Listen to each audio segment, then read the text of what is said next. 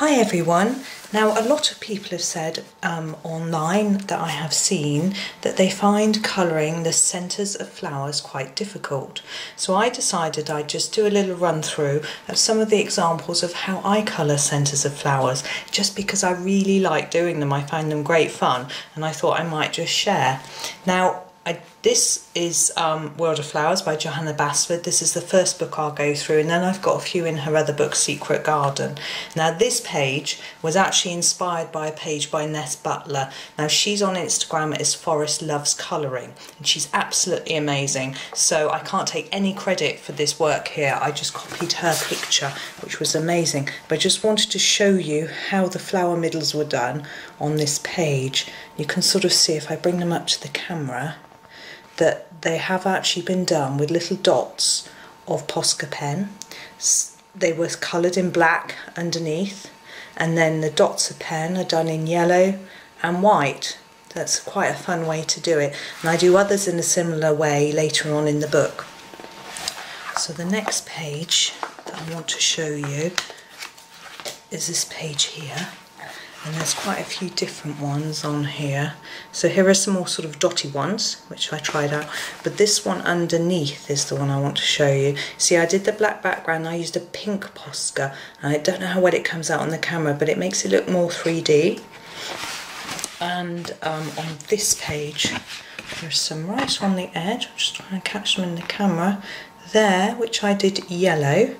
And I did some different shades of yellow and brown to make it look like the centre was domed, and then covered it in little black dots to look like seeds.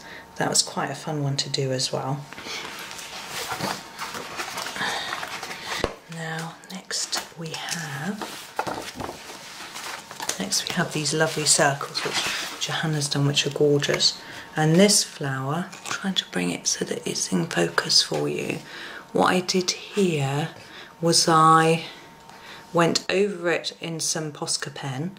You can see the white pen. I also did a sort of yellow and green background on it as well underneath, and some little dots of yellow. So there's quite a lot of different effects going on in the middle of that flower, which was quite fun. And then on the foxgloves, you can see I just did some little white and black dots to look like seeds on the flower.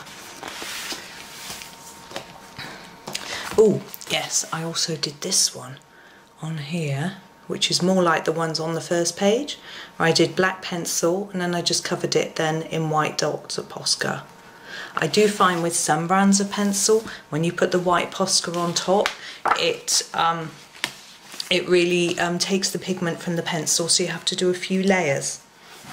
Now this page has also got some similar examples where I've done a yellow background and then little black dots for the seeds.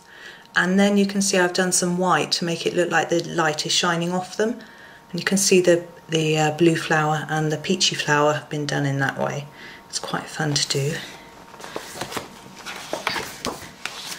And then this page I've done, I need to tip the book up so you can see it, this orange flower, and I've done a darker application of black around the outside and slowly faded it towards the middle to make it look a bit more like it's dome shaped, as if it's catching the light on the top. That's quite a fun way to do. And the last one in this book is another dotty one, which I seem to get quite carried away with in this book, didn't I? Just here you can see the black with the white dots on top of it. Now in Secret Garden there are a few different effects that I've done. This one here, I did a sort of metallic-y looking flower centre, which was quite fun. You see the middle one is is a bit more plain, but these metallic ones on the blue flowers. So that was quite fun. Now this sunflower was done using a tutorial from one of Helen Elliston's fantastic colourist special effects books. Sorry, I'll try and hold it still so you can actually see it. And that's a mixture of pen and Posca pens and pencils to get that effect, which I thought was quite fun.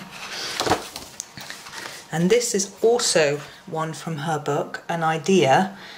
I decided to do the flower centres as jewels.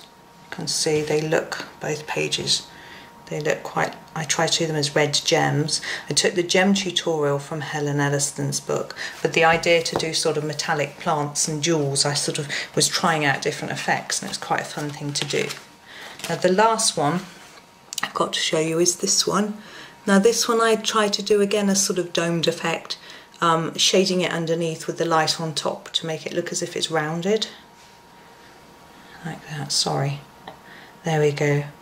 Now what I plan to do is to do a few tutorials of some of these types of flower centres later, so that if you want to actually find out how to do them, you can colour along. But for now, that's me. So thank you for watching.